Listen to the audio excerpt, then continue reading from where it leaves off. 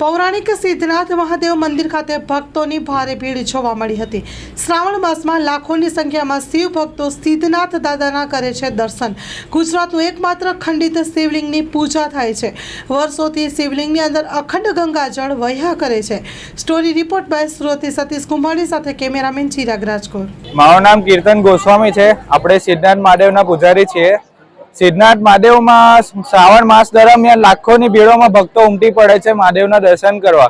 તથા રવિ અને સોમવારે લોકો લાખો અને 2 લાખની સંખ્યામાં 200 કિલોમીટર દૂરથી ચાલતા દર્શન કરવા ઉપડે છે।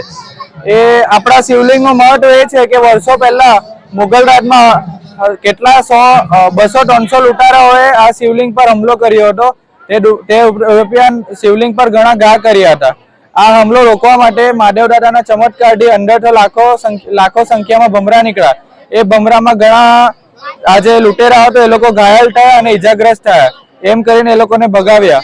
હવે ખંડિત શિવલિંગની પૂજા ન થાય એ માટે આપણે 11ના સમયે અંદરથી ગુપ્ત ગંગા વહી। ગુપ્ત ગંગા એટલે આપણા સિદ્ધનાથના આજુબાજુ 10 કિલોમીટરના રેડિયસમાં ખારા પાણીના તળાવ છે, પરંતુ અંદરથી જ એક મધ જેવું મીઠું પાણી નીકળે છે।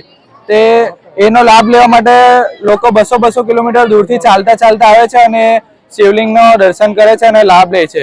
શ્રાવણ માસ દરમિયાન દર રવિવાર અને સોમવારે અલગ અલગ શણગાર કરવામાં આવે છે। આજે શ્રી કેદારનાથ ધામનો શણગાર કરવામાં આવ્યો છે, જે તમે જોઈ જ શકો છો અંદર જઈને। તે માટે હવે કેદારનાથ ભગવાનના દર્શન 2 દિવસ માટે રાખવામાં આવશે, ત્યારથી શ્રાવણ માસ અંત થશે।